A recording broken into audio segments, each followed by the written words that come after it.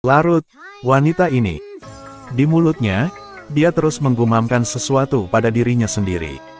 Ternyata dia bermimpi suaminya sudah 4 tahun tidak bekerja. Gadis itu terbangun oleh suara ini. Tanya ibu ada apa? Ibu tidak apa-apa. Mama sedikit kesal. Setelah membujuk putrinya untuk tidur, Zhao Yao segera berpakaian dan membuka pintu. Terjun ke sungai kecil tidak jauh. Coba gunakan air dingin dari danau untuk memuaskan nafsu. Dia sangat merindukan suaminya Awang sekarang. 4 tahun lalu, Awang menggunakan 50 yuan untuk menikahi Zhao Yao. Saat tabir baru saja dibuka, kemunculan Zhao Yao langsung mengejutkan tuan muda dari seluruh desa. Terutama Ergo yang nakal. Dia bahkan tidak bisa duduk di kursi. Groom Awang sangat senang hingga dia tidak bisa menyembunyikannya. Bisakah keluarga Truong menikahi menantu perempuan yang begitu cantik? Memang benar bahwa ada 3 kehidupan kebahagiaan. Pada malam pernikahan, Awang duduk di kepala tempat tidur dan berkata kepada Zhao Yao. Keluarga mereka sangat miskin. Bahkan 50 dong menikah dengan seorang manajer bajingan di desa. Ergo meminjamkan. Zhao Yao tidak peduli dengan hal-hal ini. Dia menghargai kepribadian jujur Awang.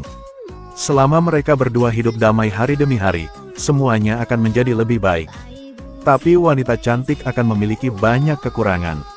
Sejak bertemu Zhao Yao, hati Ergo mulai menghitung.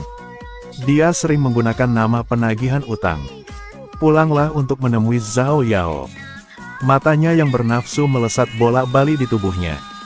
Dan ancam Awang, jika dia tidak bisa membayar dalam waktu 1 bulan. Jadi dia akan meningkatkan keuntungannya. Awang sangat bermasalah. Dalam waktu sesingkat itu. Bahkan jika dia melakukan semuanya, dia tidak dapat mengumpulkan 50 yuan. Setelah berpikir berkali-kali, dia ingin pergi ke kota untuk bekerja. Dengan begitu, dia tidak hanya bisa mendapatkan uang untuk melunasi hutang. Dan ketika dia kembali, dia dapat membangun rumah yang lebih besar untuk Zhao Yao. Tapi kalian berdua baru saja menikah. Pikiran Ergo, Awang tentu saja juga tahu. Meninggalkan Zhao Yao di rumah juga sangat tidak nyaman. Karena agar suaminya bisa keluar dan mencari uang dengan tenang, Zhao Yao membelah tali yang diikatkan di pinggangnya. Dia bersumpah kepada suaminya, selama dia tidak kembali, dia tidak akan melepasnya. Melihat itu, Awang tersenyum ringan dan meyakinkan. Mereka tidak tahu seberapa jauh kali ini akan membuat pernikahan mereka benar-benar terkubur. Tidak lama setelah Awang pergi, Zhao Yao mengetahui bahwa dia hamil. Tapi dia masih bekerja keras seperti sebelumnya. Tanpa Awang di rumah, Ergo bahkan lebih besar. Pagi di danau menggunakan kata-kata untuk menggoda Zhao Yao. Pada malam hari, dia bahkan memanjat ke jendela agar Zhao Yao berada di sisinya. Untungnya, anjing emas di rumah itu membuatnya takut. Jika tidak tahu apa yang akan terjadi. Setengah tahun telah berlalu. Awang akhirnya mengirim pulang uang itu. Zhao Yao dengan cepat mengambil uang itu dan memberikannya kepada Ergo. Dia hanya berharap bisa cepat membersihkan hubungan dengan bajingan ini. Siapa sangka setelah menerima uang ini, Zhao Yao belum menerima kabar apapun dari suaminya. Hari itu, Zhao Yao pergi ke sisi sungai kecil. Melihat sekeliling, tidak ada yang melepas pakaiannya. Ingin tinggal di kolam renang. Sekali lagi, semua adegan ini dilihat oleh Ergo. Wanita melepas pakaian renangnya di tepi sungai. Postur yang fleksibel membuat seseorang ingin berhenti tapi tidak bisa. Tidak tahu semua adegan ini diintip oleh Ergo. Tapi Zhao Yao tidak menyadarinya sedikit pun. Ergo tidak tahan melihatnya. Dia segera berlari dan mendorong Zhao Yao ke pantai. Anggota tubuh Zhao Yao yang lemah bukanlah lawannya. Melihat Ergo hendak melepaskan ikat pinggangnya. Untungnya, saat ini, De Gui mendengar suara penyelamatan dan bergegas mendekat. Saat ini, Zhao Yao berhasil meredakan pengepungan. De Gui adalah saudara baik Awang. Ketika Awang hendak pergi, dia meminta De Gui untuk membantunya mengerjakan pekerjaan rumah. Jadi masa ketika Zhao Yao sedang hamil. De Gui bekerja berkali-kali.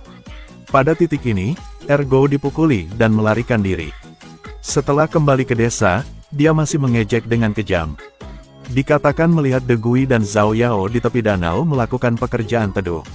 Diketahui olehnya membuatnya marah. Dia bahkan dipukuli. Untuk sesaat, seluruh desa berdebat. Juga tidak peduli dengan keakuratan ini. Lagi pula, kecantikan Zhao Yao membuat para wanita ini cemburu. Mereka semua mengutuk pasangan yang berzinah itu. Setelah beberapa saat, Zhao Yao dan De Gui juga kembali. Melihat Ergo menyebarkan omong kosong tentang dirinya seperti itu, dia mengeluarkan sebuah tombol. Ini adalah saat mereka mampu menarik diri ke bawah. Meski kemurnian didapat, rumor juga tersebar. Ayah mertua Zhao Yao, setelah mengetahui kejadian tersebut, langsung ingin pergi dan menuntut keadilan. Dia tidak keberatan sakit parah.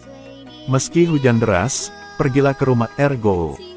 Tanpa diduga, di tengah jalan, dia tiba-tiba jatuh ke tanah, dan segera meninggalkan dunia. Tetapi orang-orang yang cerewet di desa tidak bisa melepaskannya. Ada banyak rumor tentang Zhao Yao dan De Gui. Lama-kelamaan, ibu mertua pun percaya dengan gosip tersebut. Interogasi semua jenis Zhao Yao. Namun di hadapan rumor tak berdasar, Zhao Yao juga tidak tahu bagaimana menjelaskannya. Dia hanya bisa mengertakkan gigi dan bertahan. Waktu berlalu 1 tahun dan 1 tahun. Gadis itu berangsur-angsur tumbuh dewasa. Tapi Awang masih belum ada kabar. Ibu mertua merindukan anaknya sampai sakit. Dia harus bergantung pada obat untuk menyelamatkan hidupnya sepanjang hari. Suatu hari, Zhao Yao pergi ke gunung untuk memotong kayu bakar. Ada ular berbisa yang merayap ke arahnya ada satu. Zhao Yao terus mundur karena takut. Ceroboh jatuh menuruni lereng gunung. Untungnya, De Gui lewat untuk menyelamatkannya. Kakak De Gui. Kenapa aku begitu sengsara, Kak De Gui? Suami wanita itu pergi bekerja selama 4 tahun tanpa kabar. Saat itu dia jatuh cinta dengan saudara laki-laki suaminya, De Gui. Kakak De Gui, aku sangat takut. Kakak De Gui. Kakak De Gui, takdirku menyedihkan. Aku takut, aku merasa sangat tidak nyaman. Laki-laki dan perempuan, gunung liar. Hati dua orang yang tidak tahu kapan mereka dibuat untuk satu sama lain. Namun saat De Gui melepas sabuk merah Zhao Yao, Zhao Yao tiba-tiba menghentikan gerakan tangannya. Dia ingat sumpah yang dia buat untuk suaminya. Jika dia tidak kembali, dia tidak akan melepas sabuk merahnya. De Gui pun bereaksi. Terus-menerus memukul wajahku. Keduanya ditakdirkan untuk duduk diam seperti itu sepanjang sore. Sejak saat itu, Zhao Yao berusaha menghindari De Gui. Karena untuk cepat melunasi semua hutang. Zhao Yao seperti orang yang memelihara babi dan mengolah ladang. Mengandalkan tanganku sendiri untuk melunasi sisa hutang ke Ergo. Tapi siapa Ergo meskipun dia tidak memilikinya? Dia juga tidak ingin orang itu dengan mudah melewati hari. Suatu hari, dia menyelinap ke rumah Zhao Yao. Saat dia mandi, dia mengikatkan tali merah di pinggangnya.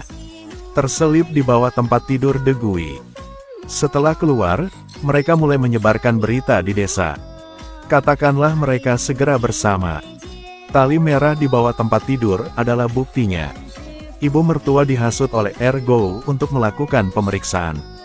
Sebenarnya di kamar De Gui ditemukan kabel merah. Dia berbaring di tanah membuat keributan. Katakanlah dia tidak mengikuti aturan wanita. Orang-orang yang cerewet di desa semuanya berlarian untuk menonton pertunjukan itu. Apapun penjelasan keduanya, sang ibu mertua tak percaya. Sesampainya di rumah, dia minum racun tikus. Tunggu sampai Zhao Yao mengetahui siapa yang mati. Zhao Yao hanya bisa menahan rasa sakit. Setelah mengurus urusan ibu mertua, Awang telah jauh dari rumah selama 8 tahun sekarang. Zhao Yao juga menerima kenyataan bahwa suaminya tidak akan kembali. Dia akhirnya melepas sabuk merahnya. Untuk memasuki api, untuk merayakan 8 tahun penghormatan. Kemudian dia mengumpulkan keberanian untuk menjahit sepasang sepatu untuk De Gui. Sebutkan pemikiran untuk bersama mulai sekarang. De Gui mengetahuinya dan sangat senang.